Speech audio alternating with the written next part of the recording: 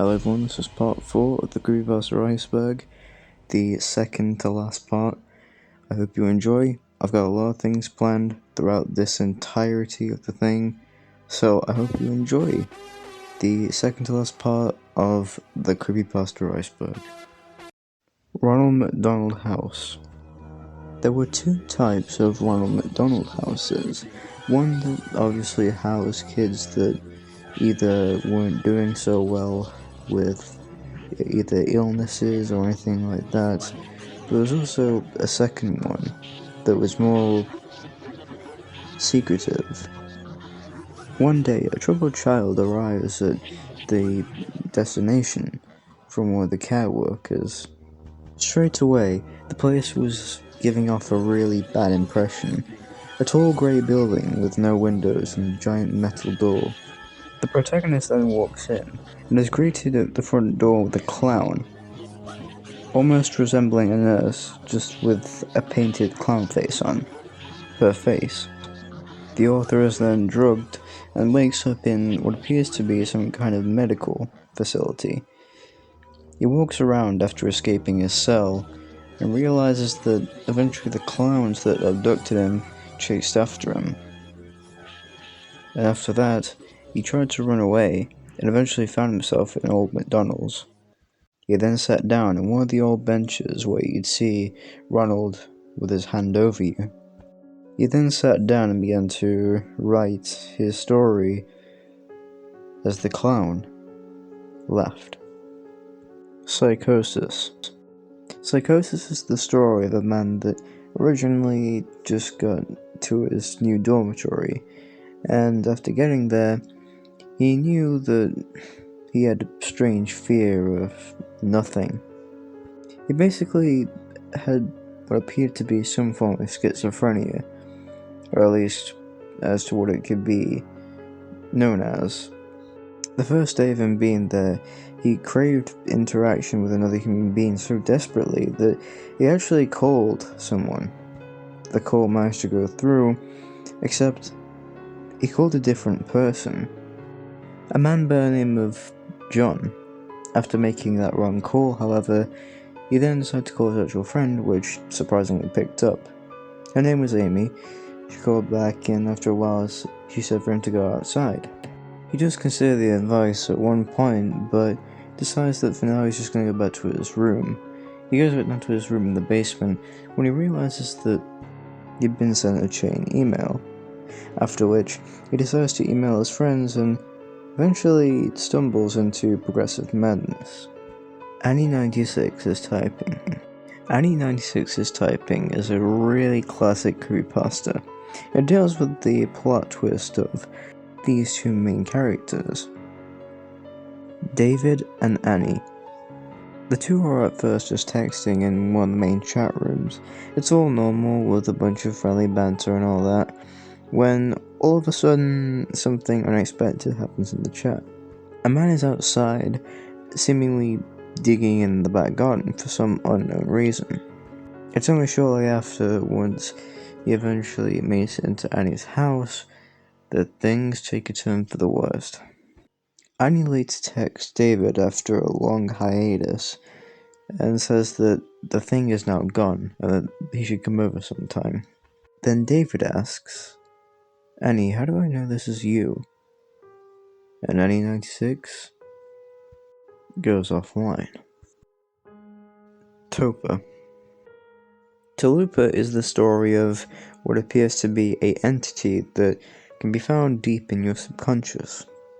It's almost like a full projection of you, or at least what you should be in your subconscious, effectively acting as your rationality. The story follows the author, who after a while of doing a thought experiment eventually goes insane, seeing his Talupa everywhere he goes, and also seemingly killing those who get in the way. Diary of Mr. Welldone. Mr. Welldone is basically a story of ramblings of a madman, if you'll pardon the pun. The story relies on Mr. Welldone, who basically talks about his crazy ramblings in his diary, and basically how the end of the world is imminent.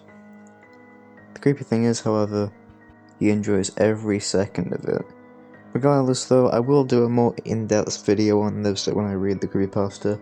But if you want to actually listen to it, go ahead and listen to it. It's pretty good for what it is.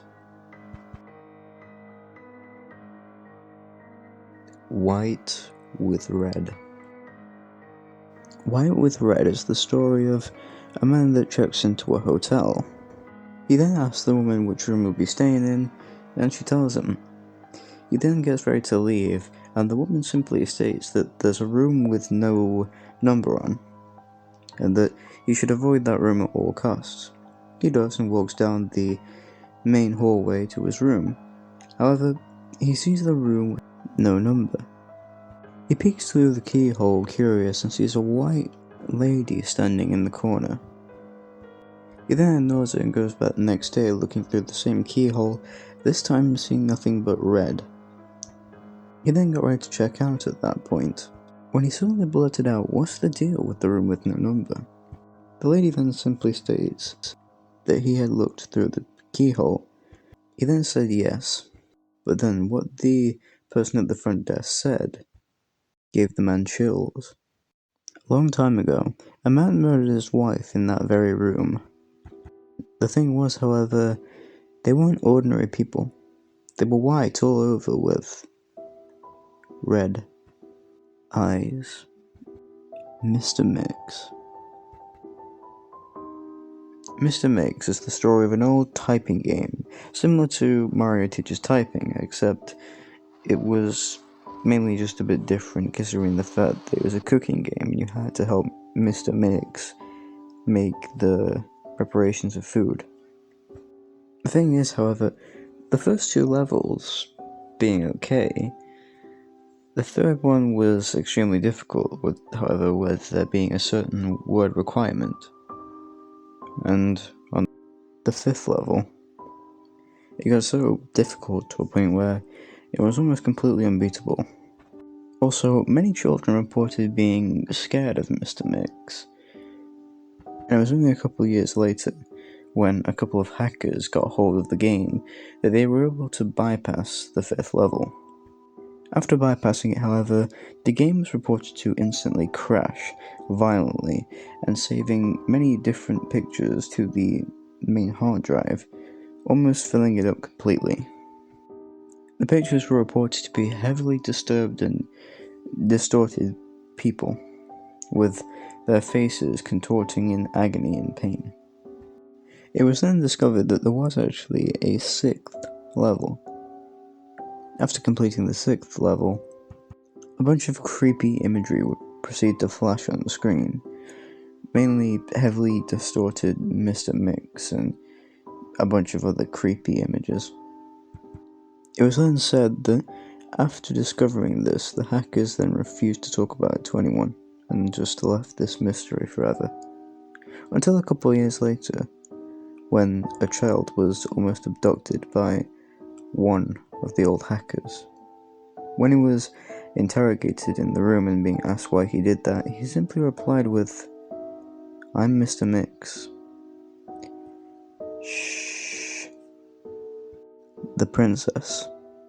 The Princess refers to a creepypasta about a character that can be found stalking old Nintendo games, or at least that's what it's known for. The Princess is an entity that can be found, as I said previously, in those types of games. The main one that they frequent, however, is Ocarina of Time for the N64. The following is what she looks like.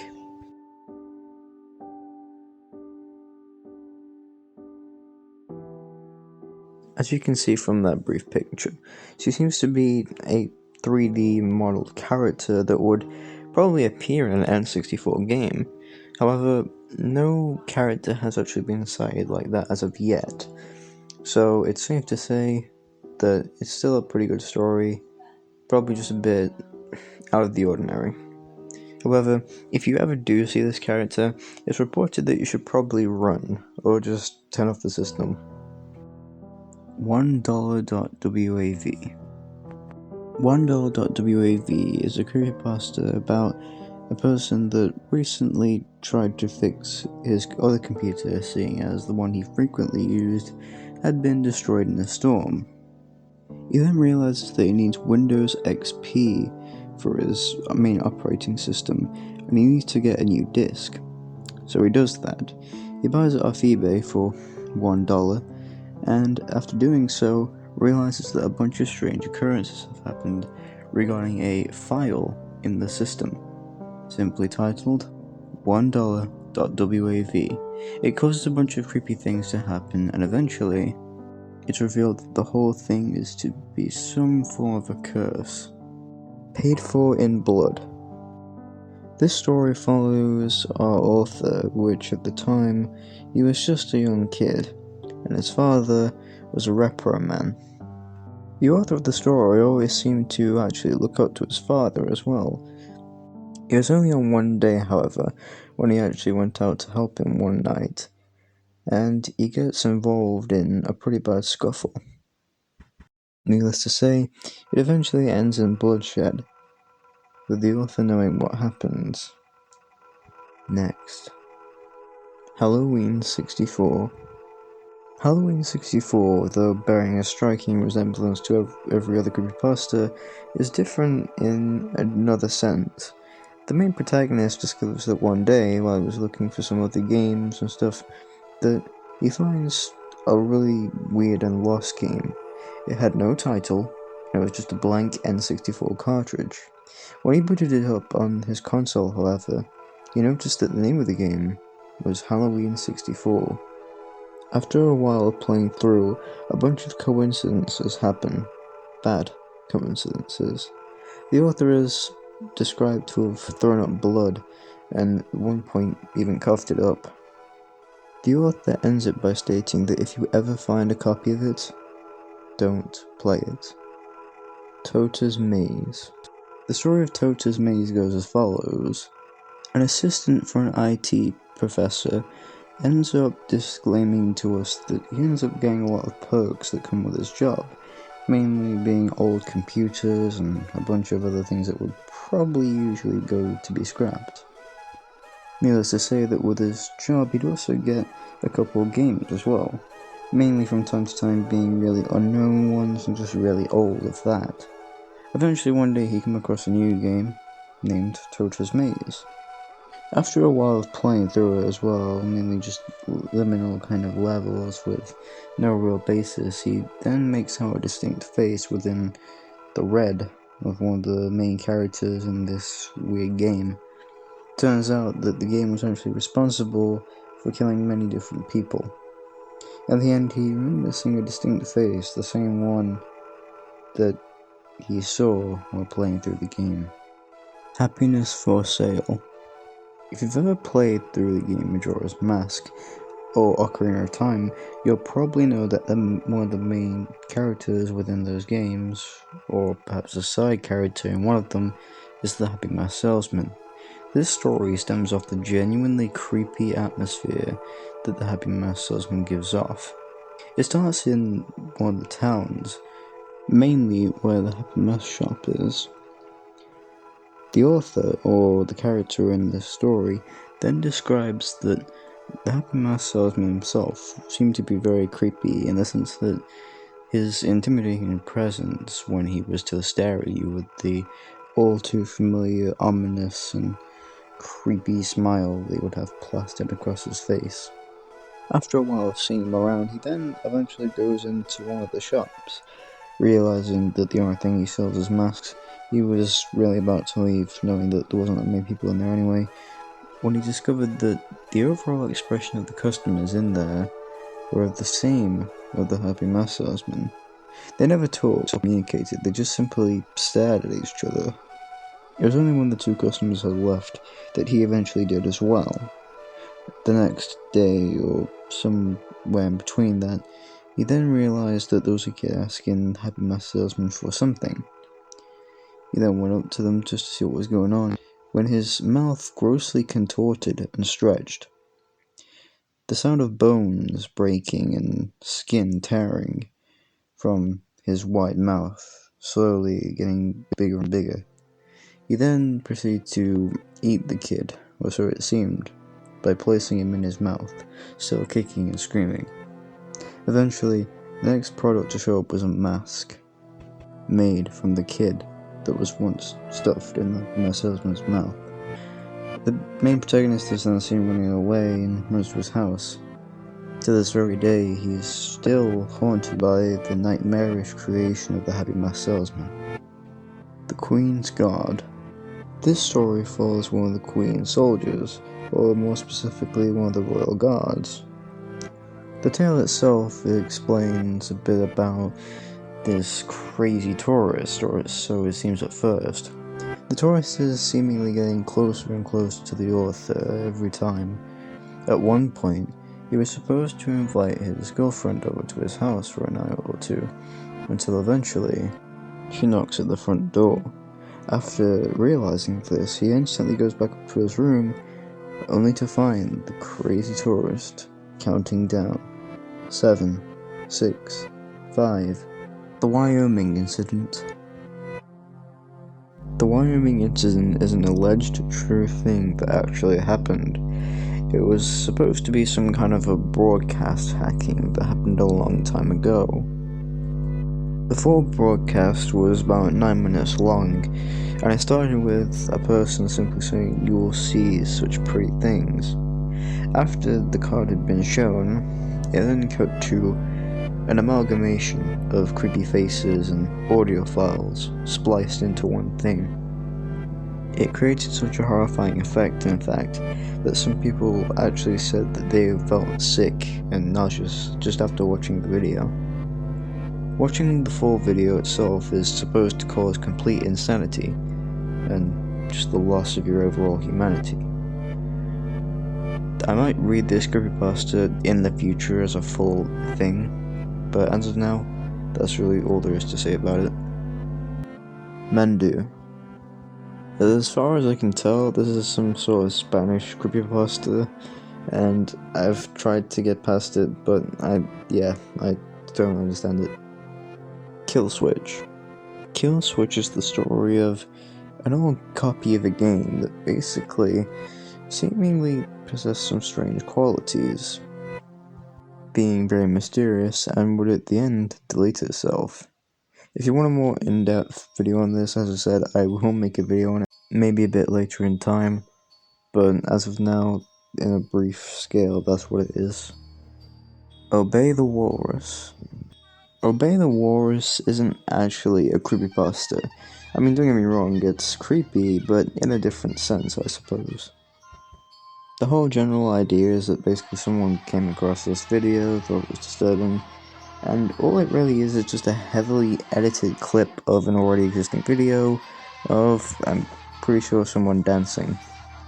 As I said, though, the person in the video actually died I think it was a couple years ago as well.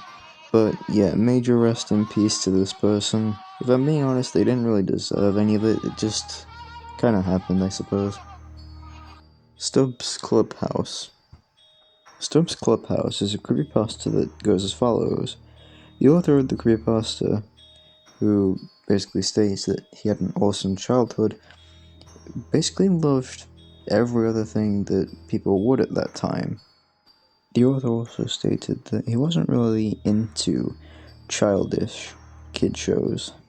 It was only when his mother actually mentioned, however, as they were discussing his childhood, that there was one show that he did watch, that being Stubbs Clubhouse. A couple of years down the line, the author actually decides to buy it. However, the version that he buys of the tape is quickly known to be off from the original. Things seem to be out of place, and a lot of creepy occurrences happen throughout the entire video. It's only at the end, however, when Stubby is staring into the camera at the author with blank eyes. The Perfect Child.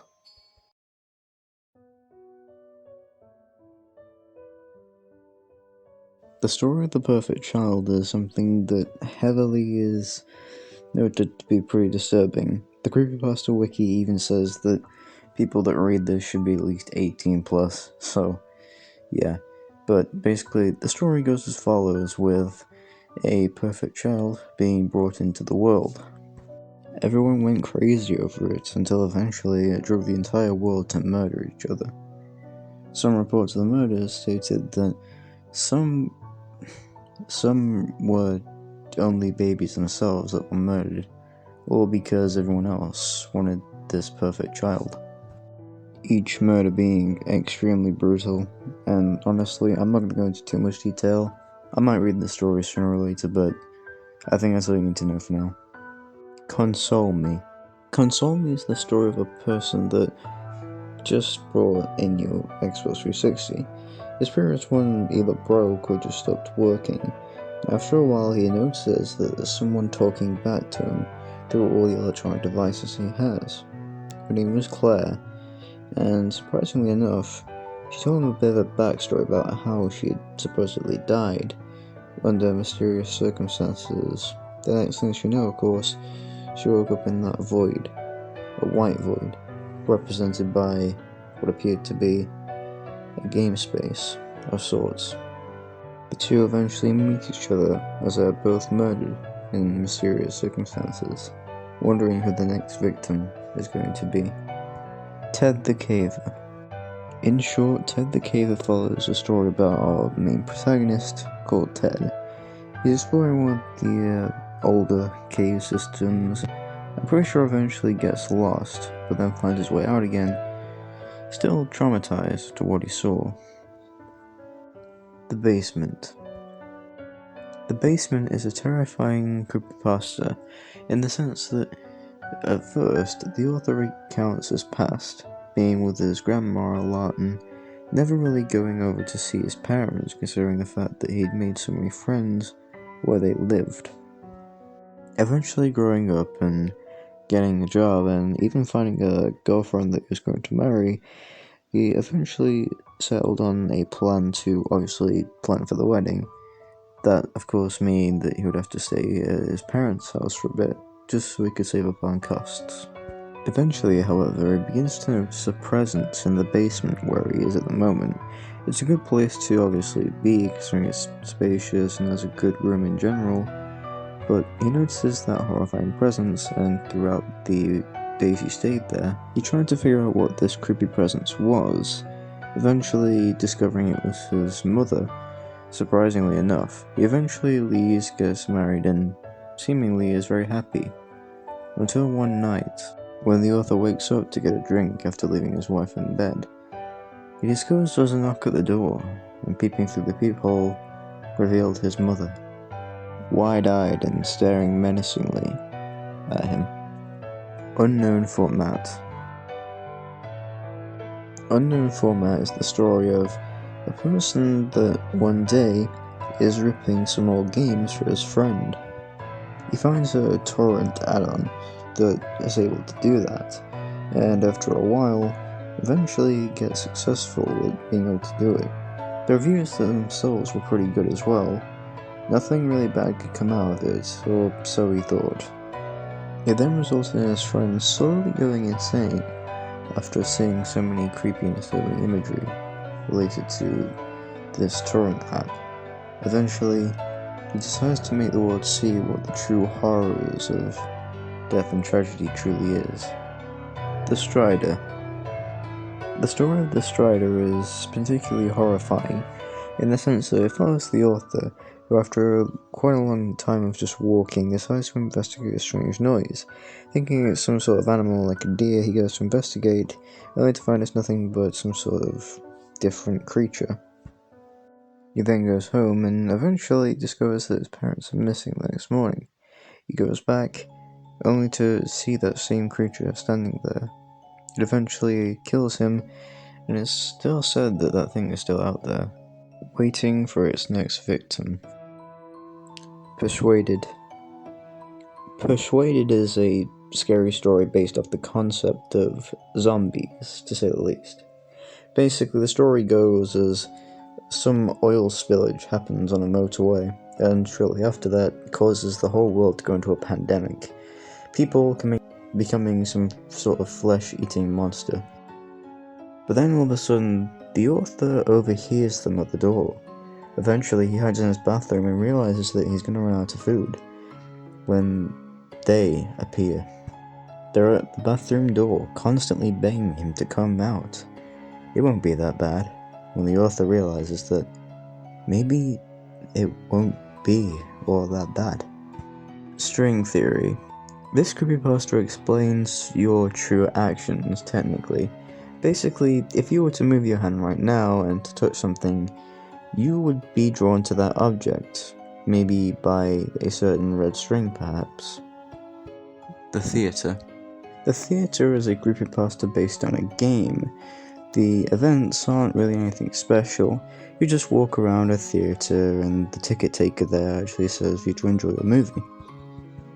After a while doing the same task, however, people reported seeing creepy things happen throughout most of the same level. That being the ticket taker distorting. His face was reported to be a big swirl. As well as this, people also reported seeing him in real life. The Swirly Man, as they called him. Out with a Bang. The story of Out with a Bang is a pretty messed up tale, with it regarding a bunch of creepy elements such as the prospect of how easy it is to basically kill another human being, especially with the author saying that he had an innate superpower. All he had to do was point his hand in a way that looks like a gun, and he would be able to shoot as if it was. He eventually kills one of his friends, and needless to say, in the end, he wishes to go out with a bang. Hey guys, thank you so much for watching. This is part 4. Now, I did say in the last one this would be the end, but I can't make this too long. Mainly due to time crunches and time constraints, but I am trying, so thank you so much for watching. Part 5, which will probably be the final one, will be out very soon. Hope you enjoy. Goodbye, everyone.